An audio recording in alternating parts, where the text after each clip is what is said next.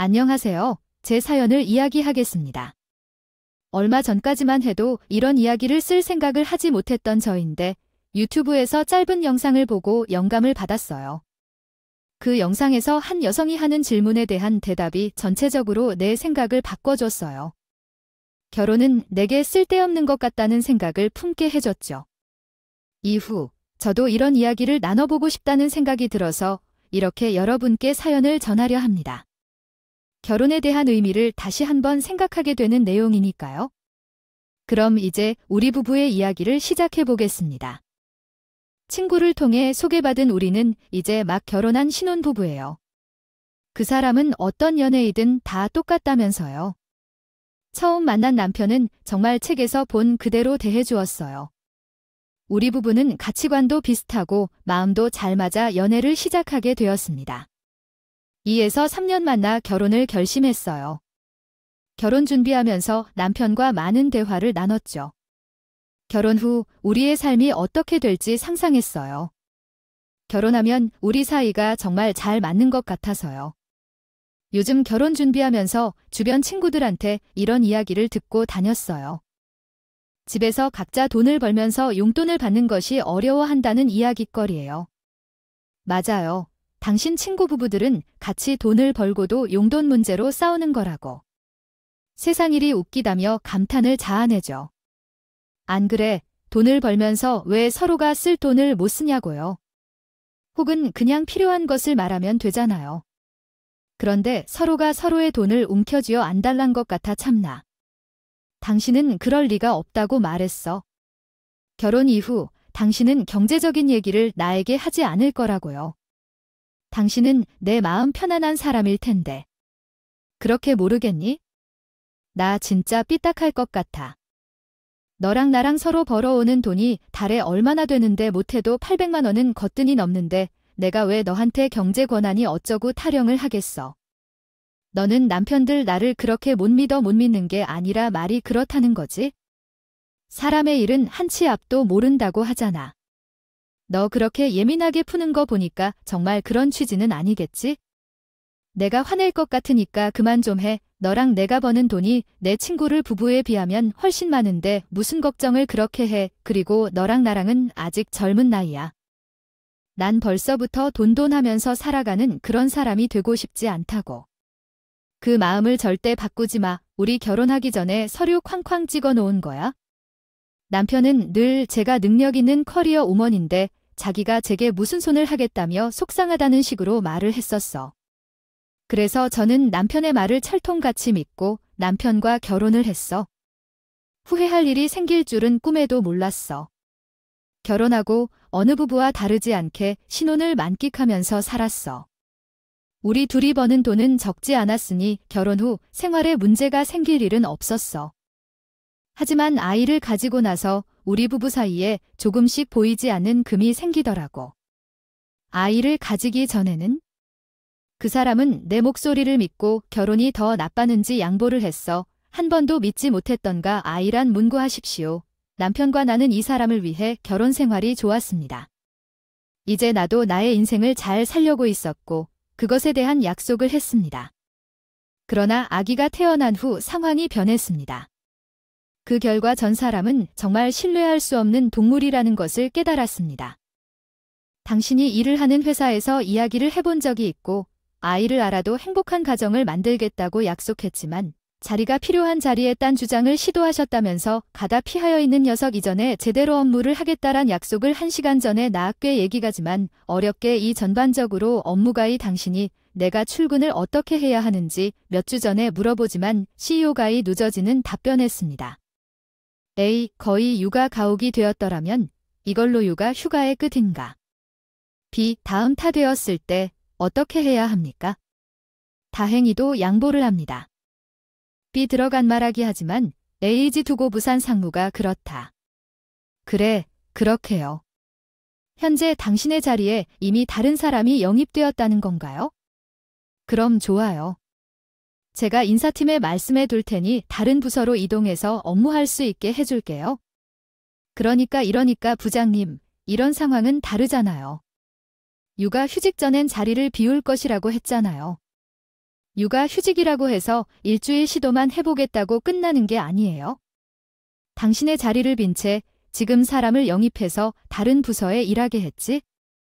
당신 없이 그 일들을 다른 직원들에게 맡겨야 하지만 어떤 취지에서도 당신의 자리를 비워두지 말아야 했어요.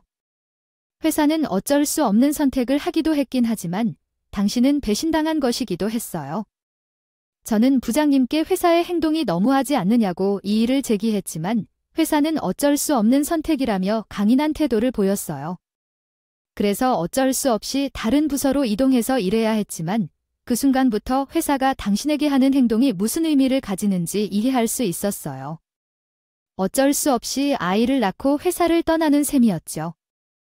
그래도 경력 단절은 피하겠다는 의지로 이직 준비를 열심히 하면서 시간을 보냈어요. 그렇게 좋은 회사를 잃게 된 게 안타깝지만 아이를 돌보면서 회사 일을 올바르게 이행할 수 있는 기회라고 생각해요. 내 남편은 나를 응원해줬어. 그래서 고맙고 힘이 난다. 하지만 현실은 쉽지 않았어. 아르바이트를 찾아서 일을 했지만 이직 준비하는 게 무척 어려웠어. 처음엔 남편이 나를 응원했지만 시간이 지날수록 그 응원도 사그라들었어.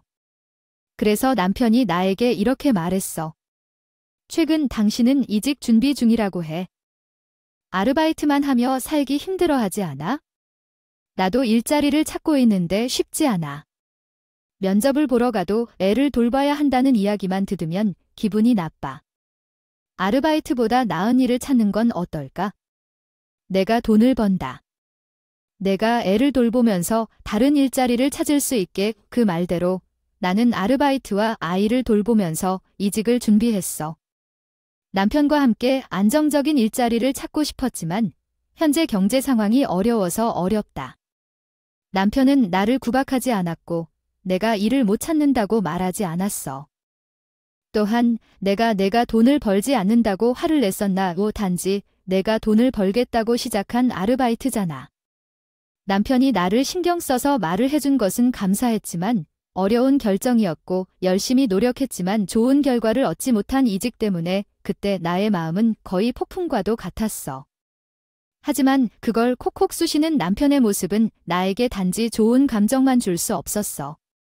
그리고 기왕 이렇게 된 거 나도 말하자면 너 정말 밖에 나가서 일을 구하고 다닐 필요가 있어? 저번에 우리 집에 왔던 내 회사 동료의 아내는 육아 휴직을 하면서도 잘 일하고 다니던데 왜 너는 그렇게 못하는 건데? 너 정말 웃긴다. 왜 다른 사람과 비교하고 그래? 나도 알아. 그리고 지금 내가 100만 원을 버는 거 없으면 우리 생활비를 너가 다 감당할 수 있을까? 아이도 있고 기저귀 값이나 분유값 따위 생활비가 늘어났잖아. 이걸 내게 어떻게 혼자 감당하라고 해? 나도 알아. 내가 이렇게 집에서 아르바이트나 하고 다닌다고 짜증난 거야? 남편은 더는 이야기하면 싸움 날 것 같다며 안방으로 들어가서 문을 닫았고 나는 속상한 마음에 좋은 말이 나오지 않았어. 우리 부부는 최근 항상 이야기만 하면 이렇게 끝나고 마음이 편치 않아. 그날은 내가 너무 억울하다고 생각하여 아이와 함께 밤을 보내면서 어떻게 다음날 남편에게 화해의 메시지를 전할지 고민했습니다. 나는 다음날 저녁에 남편을 기다리며 그가 좋아하는 맛있는 반찬을 가득 차려두기로 결심했습니다. 그러나 남편이 집에 들어와도 그의 분위기는 여전히 차가웠고 나의 준비물을 보고 예상과 다르게 아무런 말도 없이 밥만 먹었습니다. 그가 숟가락을 내려놓고 일어나면서 뭔가를 가져온 것은 바로 우리 부부의 생활비를 모은 통장이었습니다. 내가 왜 통장을 들고 나왔는지 궁금했지만 그가 톡톡한 말 한마디로 모든 것이 변해버렸습니다. 어제는 미안했어. 내가 일도 제대로 안 되어서 속상했는데 내가 그런 말을 하니까 너무 예민해진 것 같아. 미안해. 앞으로 나도 열심히 노력할 테니까 당신도 화 푸세요. 남편이 그 말을 하자 나는 더 이상 분해서 올 수가 없었습니다. 그 후 남편은 생활비 통장을 보고 나와 우리의 지출 내역을 설명하며 수정해야 할 부분이 있다며 편하게 이야기해달라고 말했습니다. 이런 이야기를 하면 조금 부끄러운데 나는 주변 사람들에게도 그렇게 말하니까 집안일에 능숙한 사람이었어. 원래 회사에서 하는 일도 그렇고 성격도 모든 것을 계획적으로 해야 마음이 편한 사람이었기 때문에 생활비 통장 관리는 남편과 상의한 뒤 제가 관리하고 있었어요. 여기에 이렇게 장모님에게 용돈을 왜 그렇게 많이 보내는지 턱없이 적인다고 하니 우리 살림이 넉넉하지도 않은 걸 알면서 20만 원이라니 말이 많다. 그렇지만 나는 평소에도 그 정도 금액을 보냈었는데 무슨 문제가 있을까? 당신은 안정적으로 돈을 벌어오다가 이젠 아르바이트를 하며 겨우 100만 원을 벌고 있을 뿐이니까? 진짜 너무 웃겨. 내가 회사 다니면서 월급 다 박다박 받을 때는 아무 말도 안 했던데 왜 이제 와서 부모님에게 용돈을 줄 이유가 없냐고. 그렇구나. 당신이 뭘 잘했냐고? 분명히 결혼 초기에 우리가 정해놓은 생활비 통장에 넣을 금액이 있었잖아. 당신이 직장을 잃은 후에도 그 금액을 전부 넣을 수 없어서 나는 그 금액을 꾸준히 채워놓았다고. 그건 당연한 일이지. 내가 직장을 잃은 건 내 의도가 아니었어. 지금 와서 왜 10만 원인가 하는 거야? 그래도 당신이 잘 사주니까. 마음을 편하게 한 채로 우리 통장을 맡겼더니 왜 이런 상황이 일어난 거야? 당신이 마음대로 장모님에게 용돈을 보내고 다니는 건 무슨 일이야? 상황이 변하면 나와 상의를 해야지. 남편은 이렇게 말했어. 이제 내가 벌어들이는 돈이 줄었으니 부모님께 보내는 용돈도 줄여야 한다고 말이야. 다른 부분은 알겠어도 이 용돈만큼은 막상 이해할 수가 없어. 너무 황당하고 어이없어. 지금까지는 아무런 이야기도 안 하던데 갑자기 왜 이러는 거야? 당신은 결혼 초기엔 나한테 이런 문제로 트집 잡지 않을 거라 했잖아. 그런데 왜 지금서야 그러는 거야? 정말로 신경 쓸 일인가? 난 열심히 돈을 벌어왔는데 자신의 부모님에게 보내는 용돈을 이렇게 큰 금액을 써버리는 사람이 스스로 부끄러워해야지. 지금 내가 아이를 낳고 유년기를 살아가는데 직장 때문에 이러니까 당신이 이런 소리를 하는 거야? 그렇게 책임감 있는데 이런 소리를 하니까 뭘 감히 할 셈이야. 난 당신과의 관계가 흐트러지겠다고 말해버릴 거야. 봐, 그냥 장모님에게 보내는 용돈을 줄이라고 하는 중이야. 우리 둘 모두 정리해볼 필요가 있어? 당신은 이제 보는 돈 중에서 장모님에게 보내는 용돈이 가장 큰 부분이야. 그러니까 그 돈은 다 나의 돈에서 나가는 거잖아. 당신이 진짜 황당하다. 누가 보면 생활비 통장에 있는 돈으로 우리 부모님 용돈만 챙기고 있는 줄 알겠어. 당신은 우리 부모님 용돈 또한 제대로 챙겨드리고 있었잖아. 그런데 왜 그건 무시하고 우리 엄마한테 주는 돈을 이제서야 논란을 일으키는지. 그렇다면 둘 다 줄여야지. 너무 분노가 치밀더군요. 이런 식으로 우리 부모님 용돈을 줄이라고 요구하는 남편. 그래서 그대로 하기에는 안 된다고 생각이 들어 남편에게 반박을 했습니다. 하지만 남편은 고집을 부리고 더욱 황당한 이야기를 펼쳐놨어. 우리가 벌어들이는 돈이 같아. 다르잖아. 당신은 정당한 주장을 하라. 어쨌든 그게 얼마나 이기적이냐. 됐고 이제부터 장인과 장모님에게 보내던 용돈은 5만 원으로만 해. 나도 더 이상은 양보 못해. 그래도 5만 원은 너무하다. 나는 아르바이트에서 벌어들이는 돈만 해도 100만 원이 넘어. 그런데 5만 원으로 그만하라는 건 어디서 나온 계산법인가? 나의 계산법이다. 나도 이제까지 참고 있었는데 당신은 벌써 반년 동안 아르바이트를 하면서 지내고 있어. 그럼에도 참았으면 내 의견을 따라줘야 하는 거 아니야? 그래도 5만 원은 너무 심하다. 우리가 졌던 20세의 사람들이야. 이 나이에 성인이 되는 사람 중에 누가 부모님 용돈을 5만 원에 들여서 그러면 생활비가 부족하다는 말을 해야 했어야지. 당신 분명 저번 달에도 생활비가 부족하다고 나한테 돈을 더 받아가지 않았어. 그러니까 당연히 돈을 덜 벌고 있는 당신이 쓰는 돈을 더 줄여야 맞는 거 아니냐고. 그건 당신이 거실에 그 무식하게 큰 TV를 산다고 그런 거잖아.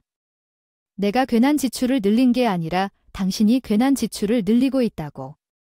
그러니까 나는 지금 내가 보는 돈에 한해서 알아서 잘 쓰고 있는 거잖아. 당신이 지금 이렇게 제대로 된 일도 못 구해서 돈을 못 벌니까 생활비가 부족해진 거 아니냐고. 지금이 사달이 난 게 내 탓이라는 거야? 자기 탓은 하나도 없고 내 말이 그게 아니잖아.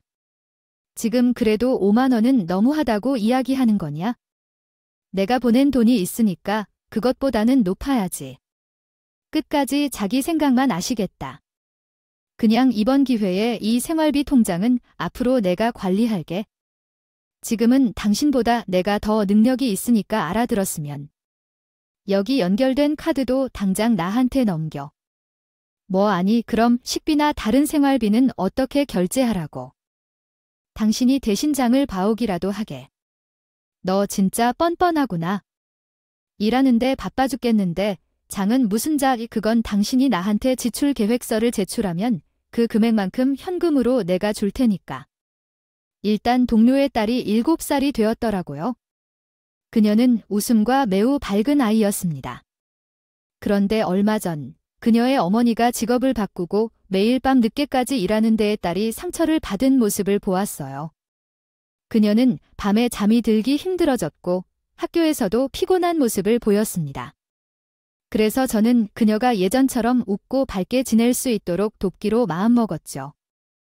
그 뒤로 저희는 매일 밤 같이 책을 읽거나 집안일을 같이 해나가면서 서로에게 좋은 시간을 보내고 있답니다. 지금은 그녀가 다시 밝은 모습을 되찾았고 저도 그녀와 함께한 시간이 행복하다는 것을 깨달았어요. 그렇게 엄마와 솔직하게 이야기를 나누면서 저는 이제 살아가야 할 방향을 찾고 힘을 얻었습니다. 엄마는 항상 내 곁을 지켜주고 조언해주는 따뜻한 존재였고 그녀의 도움으로 더 나은 결정을 내릴 수 있게 되었습니다. 함께 지낸 시간은 소중한 경험이 되었고 이후에도 엄마와의 소중한 관계를 계속해서 이어가기로 했습니다. 늘 고맙고 사랑스러운 엄마에게 감사를 전합니다. 혼자가 아닌 이 세상에는 늘 내 곁에 응원해주는 소중한 사람들이 있다는 것을 기억하며 더 나은 미래를 향해 나아가기로 다짐했습니다. 그러나 그렇게 말하면 안 돼, 엄마야? 나 정말 억울한 거 있어? 왜 예전 일을 떠올리니? 예전에 그이가 이직한다며 집에서 1년 넘게 놀았던 적이 있었잖아. 그때 나는 남편이니까 기다리고 싶어서 노력했었어. 그런데 그때는 생각도 안 하고 그래, 엄마야, 내 맘 알아. 사위도 너도 지금은 모든 게 처음이라는 거야? 사위도 내게 처음부터 그렇게 말하고 싶었겠지? 애 낳고 돌보겠다는 육아휴직으로 이렇게 된 것인데 그러니까 자기는 고생했다고 말해왔어. 그래서 내가 얼마나 속상한지 알아? 아마 사위도 그때 내게 그런 말을 하고 싶지 않았을 거야. 아마 그리 생각하고 있지 않을까? 그러한 말을 듣고 마음을 추스른 뒤 집으로 돌아가서 사위와 잘 대화해봐. 혹시 같이 사는 것이 어려워진다면 이야기해라. 두말할 필요 없이 여기로 와. 난 이제 어른으로서도 엄마의 자식인가 봐. 이 말을 듣고 난 다시 용기를 내서 남편과 이 문제에 대해 충분한 대화를 해보기로 했다. 나는 결심했어요. 그렇게 한 주 동안 가족들과 함께 시간을 보내며 하고 싶은 이야기와 앞으로의 방향에 대해 생각하고 정리해 남편이 기다리고 있는 집으로 돌아왔어요. 집에 도착했을 때 남편은 아직 돌아오지 않았다. 이상하게 느꼈지만 그냥 조용히 서재에서 기다렸어요. 아이는 엄마가 하루 이틀 동안 더 봐주겠다 해서 편하게 분위기를 이루기로 했어요. 갑자기 현관문이 열리는 소리가 났고 나가려고 했지만 들리는 목소리가 둘이었어요. 오늘 아들 너무 잘 먹었어요. 자니까 또 맛있는 음식을 잔뜩 먹고 자. 목소리의 주인공은 시어머니였어요. 시어멜리는 우리 집안 사람들과는 다르게 모든 물건을 백화점에서 산 것을 고급이라 생각하는 사람이었어요. 의류 브랜드를 정해놓고 나면 그 가게만 가는 습관이 있는 그녀는 주는 용돈도 마음에 들지 않으면 전화도 달라고 하지 않았어요. 처음에 남편과 함께 들어와서 당황했지만 이어지는 일은? 호기심을 자아내는 훌륭한 내용이네요. 아들이 이번에 받은 용돈으로 여기 저것저것 다 사려고 정말 바쁘더라고요. 이게 뭐야? 저 엄마 덕분에 어디서도 속아먹지 않고 이렇게 살 수 있는 것 아니겠어요? 감사하다. 아들아. 엄마가 나를 어떻게 키웠는지 이 정도는 당연한 거죠. 혹시라도 부족하면 항상 말해줬으면 하고 우리 여사님이 어디 나가서 답답하게 하지 않길 바라고 있으니까요. 아, 매달 130만 원씩 용돈을 받는데 뭘 불만이 있겠어요. 엄마를 감사하게 생각하는 게 어떤지. 그 정도 받아도 싫지 않다. 그러나 그 녀석은 아직도 집에만 용돈 20만 원 보내고 있으냐. 그럼 돈을 벌고 싶지 않으면 집에 돈도 줄이면 되지. 합리적이다. 아이쿠, 정말 그 아이는 엄마처럼 생각해야 하는데 알았어. 완전 눈치도 없고 염치도 없고 처음 만날 때는 돈을 벌어 들여보낼 여자라 생각했는데 지금은 아무런 실력 없이 아르바이트하는 아줌마가 되었다고. 이런 너도 일을 잘하는 아저씨라 생각했는데 아들도 있으면서 어디로 사는데 얼굴을 볼 때도 싫게 됐다고 하면 이제 같이 살 필요가 왜 있는 건지 생각하게 되고. 그래도 그런 말 함부로 하고 다니면 안 돼. 걔가 집에서야 안 보면 누가 집에서 애 보고 그러니? 그리고 너한테 이렇게 따박따박 아침상 차려주고 그런 여자가 세상에 많은 줄 알아? 요즘 애들 무섭다. 걔 같은 애 찾기 힘들어. 아 맞아. 걔가 그런 점은 정말 좋다니까. 회사 다니면서도 아침이랑 집안일은 엄청 잘했지. 그래, 어떻게든 내가 좀 클 때까지는 살살 꼬드겨서 잘 살아봐. 그 다음에는 뭐니? 말대로 헤어지든 말든 알아서 하고. 역시 그렇지. 아 진짜, 내가 애는 왜 낳겠다고 해서 이 고생을 하는지 모르겠다니까. 애만 아니었어도 편하게 눈치도 안 보고 내 돈은 내가 다 쓰고 다녔을 텐데. 철없는 소리 아니? 그래도 그것이 아들을 낳아줘서 참 다행이야. 안 그럼 또 고생해서 며느리 찾고 아들 낳을 때까지 또 계속 뭐라 해야 하고 그랬을 테니 말이야. 서재에서 조용히 듣고 있으니 슬슬 화가 나기 시작하더군요. 두 사람은 제 신발이 버젓이 현관에 있는 것도 눈치를 묻혔는지 아주 두 사람이서 제 이야기를 갈비 뜯듯이 시원하게 하고 있었죠. 전 이번에 두 사람이서 하는 이야기를 듣고 남편이란 사람을 아주 잘 파악하게 되었습니다. 애초에 남편이란 인간은 저를 돈 벌어오는 기계, 밥해주는 기계, 애 봐주는 기계로 생각하고 선택했던 걸 그 사골로 시작. 시어머니님은 저를 가정일을 도우는 자처하셨고 또한 어린이들을 돌보는 부모로도 보시곤 했습니다.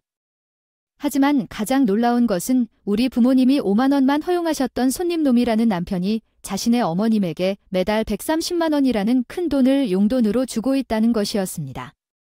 마지막으로 시어머니의 말을 듣고 화를 참지 못해 문을 열고 거실로 나갔고 시어멜심과 남편에게 말했습니다.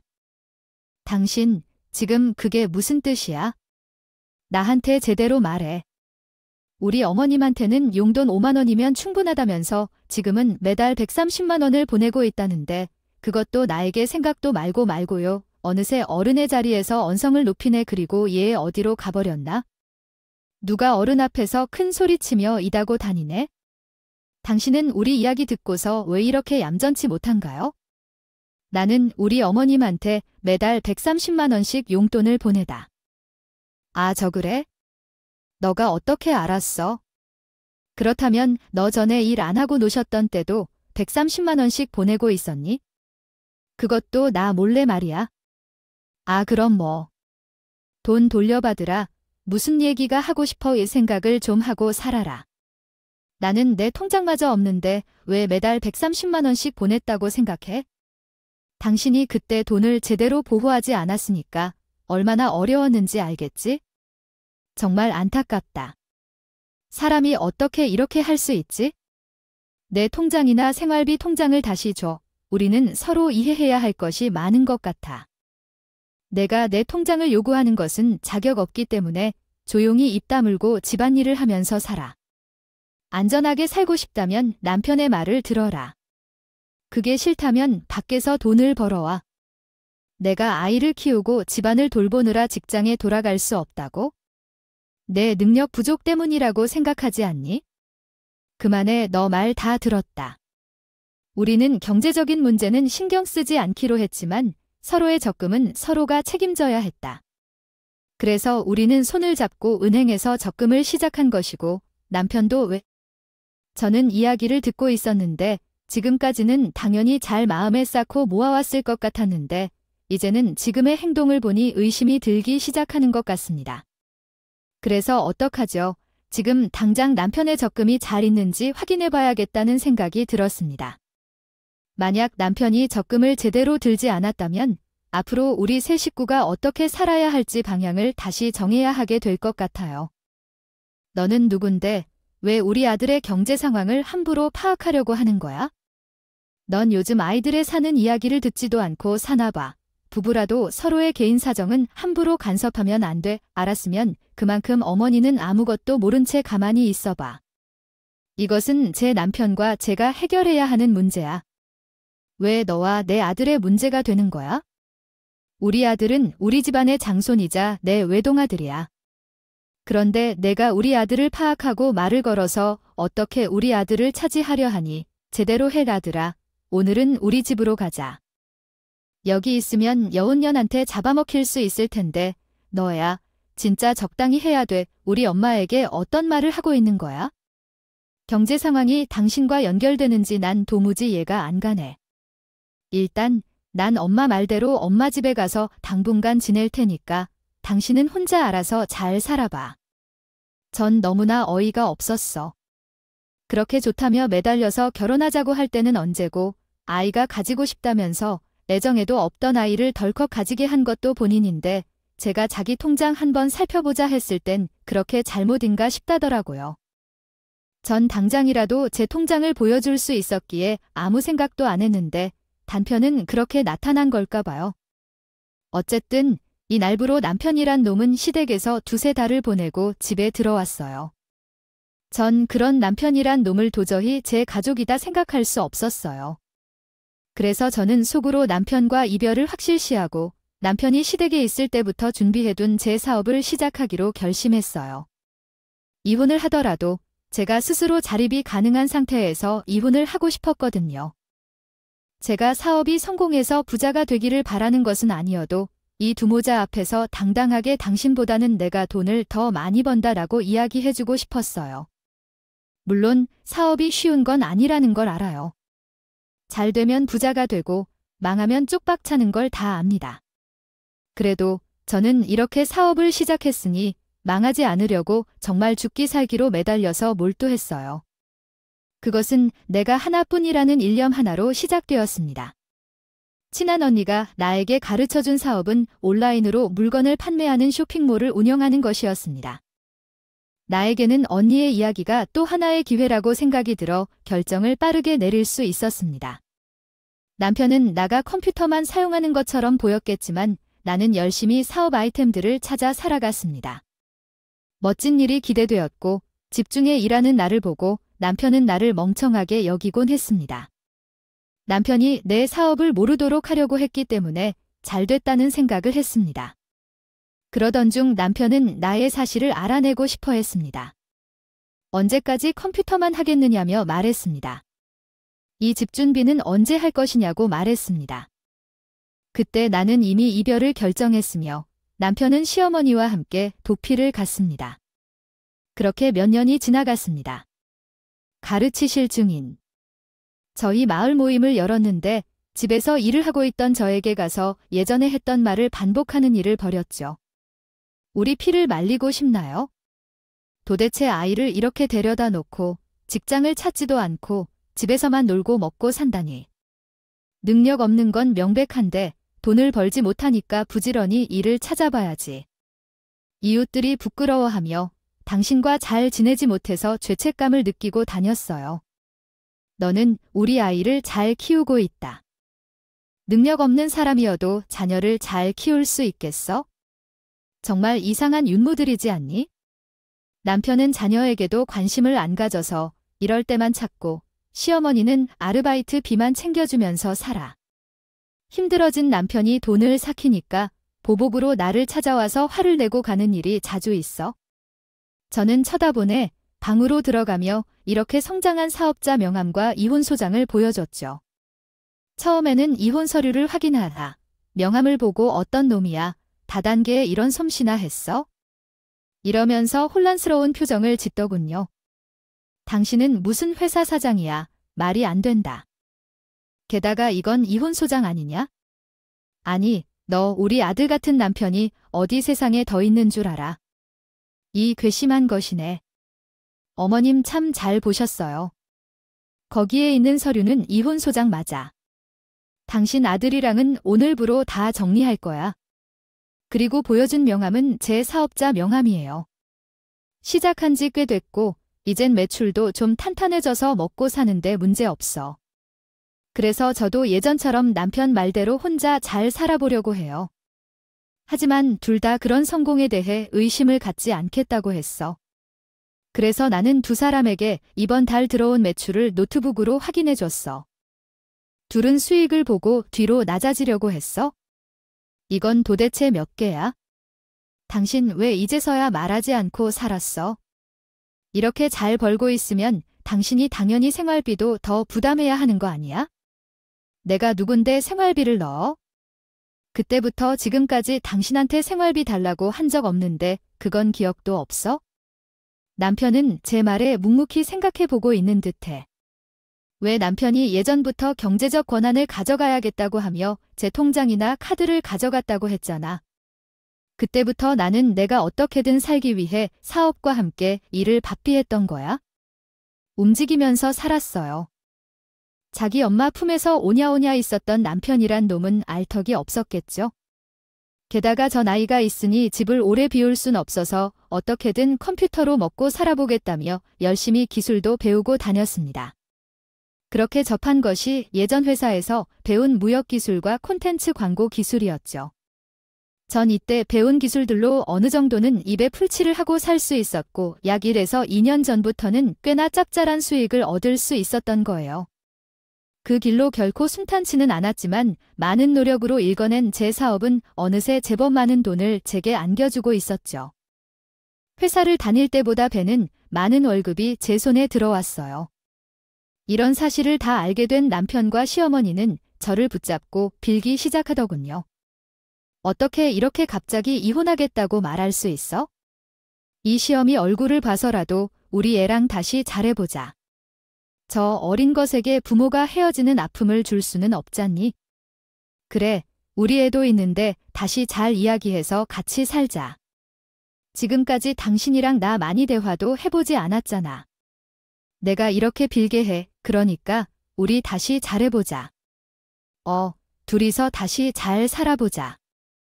미어 똑같은 말을 하는데 전 더 이상 그 말을 듣고 있기 지긋지긋해서 당장 집을 나와서 친정으로 갔어요. 친정 부모님은 제가 이렇게 고생하면서 살았다는 걸 다 알고 있었기에 저를 따뜻하게 반겨주었고 저는 남편과 이혼을 하겠다고 솔직히 말씀드렸죠. 어머니는 내 결정을 존중한다 해주셨고 아버지도 내 편을 들어주었습니다. 그러나 이런 결정도 잠시 가만히 생각해보니 이대로 이혼을 하게 되면 그동안 내가 이 두 사람에게 받았던 것들이 너무 불공평하게 끝나게 될 것 같다는 생각이 들어요. 그래서 저는 이혼을 하기보다는 두 사람에게는 이혼을 고려해보는 척의 거짓말을 치고 6개월에서 7개월 동안 같이 살면서 그들이 나에게 한 일을 똑같이 보답하도록 했어요. 어머니야, 지금 우리 안당 씨는 뭐 하시는 거예요? 지금까지 월급처럼 돈을 꼬박꼬박 가져가셨으면 일을 하셔야죠. 아이가 말을 잘 안 듣는 것에 대해 어떻게 생각하세요? 그래서 말인데 이번 달 용돈은 언제 나올 거예요? 다음 주에 동창들과 약속이 있단 말이에요. 아, 그거요. 방금 계좌로 넣어드렸는데 확인 좀 해보세요. 5만 원이에요. 아, 너 지금 나랑 장난치는 거예요? 왜요? 지금까지 우리 부모님은 5만 원 가지고도 아무런 불평불만 없이 잘 지내고 있으신 거 아니에요? 그러니 어머니도 당신 아들이 한 짓을 생각하면 5만 원도 많죠? 그러지 않아요. 내 말에 시어머니는 벙어리처럼 입을 꾹 다무으려고 그대로 집을 나가셨어요. 그러거나 말거나 내일도 같은 말을 반복할 사람인 걸 알아서 버리겠습니다. 그리고 남편은 말이죠. 여보, 이번 달 생활비는 어떻게 할까요? 그러니까 우리 가게가 많이 부족하다고요? 이번 달에 100만 원이 안 들어갔나 봐. 당장 내게 기다려봐. 그래도 당신이 그만큼 돈을 벌면 예전처럼 그런 금액을 넣어야 되는 거 아니냐? 지금 나가는 돈이 얼마인데 100만 원으로 퉁치려고 그러냐? 왜 예전에 내가 100만 원만 넣어도 당신이 미처 잘 살 수 있다고 했는데 그럼 나머지는 당신이 다 감당해야 하는 거 아니야? 그리고 남편과 살면서 가장 억울했던 게 시어머니랑 남편이 먹는 음식을 차별하는 거였어. 자기 아들은 돈을 벌어와서 좋은 걸 먹어도 되고 난 돈도 못 벌니까 남은 음식을 먹다 남은 걸 주곤 했거든. 그것도 아주 똑같이 복수를 했어. 한 번은 최고급 소고기를 사서 집에서 구우고 있으니까 남편이 와서 뭔 일이냐고 하더라. 오랜만에 포식하겠다며 밥상 앞에 앉아 있었어. 그때 마침 친정 부모님이 오셔서 나는 친정 부모님 앞에서만 비싼 소고기를 구워드리고 남편에게는 비계덩어리를 주며 당신은 먹을 만큼 없어 했어. 그러니까 남편이 무슨 일이냐고 했는데 그때 한 소리 더 했어. 너무하다고. 당신이랑 시어머니가 나한테 했던 짓은 생각 안 나니까 전복을 먹으면 전복 내장을 던져준 사람이, 삼계탕을 먹으면 닭 모가지를 던져준 사람이 누구냐고. 나는 그 모든 일들을 서러워해 잊지를 못해. 아니, 언제 일어났다고. 장모님, 장인어른, 저 안의를 해줄게. 오해해요, 오해. 그때 내 딸이 보내준 사진들 다 봤네. 어디 오해라는 소리가 그리 쉽게 나와 죄송합니다. 여보, 미안해. 그때는 내가 엄마 때문에 제 정신이 아니었나 봐. 끝까지 남 탓하는 거 진절머리 난다. 다 처먹었으면 내 눈앞에서 사라져. 뭐 이쁘다고 여기 버젓이 앉아 있어? 제가 이렇게 자기들이 했던 행동을 똑같이 하니까. 이 두 사람은 결국 손도 발도 다 들면서 자기들이 그동안 잘못했다고 하면서 저한테 싹싹 용서를 빌더군요. 역시 사람은 역지사지로 똑같이 당해봐야 정신을 차리나 봅니다. 하지만 이대로 그냥 끝내 제가 아닙니다. 앞서 제가 말했죠. 이혼은 당연히 하는 거라고 말이에요. 전 그런 둘에게 마지막 피날레처럼 이혼 서류를 집어 던지면서 이혼하자고 하였고 그 길로 그 집을 나왔습니다. 정말 지금까지 당신들 어떻게 참고 지냈는지 내가 다 용할 정도라니까. 내가 이혼 안 할 거라는 그 말을 믿었어. 앞으로 둘이서 잘 살아보세요. 그 귀한 집 자식 깔아서 잘 케어하시고요.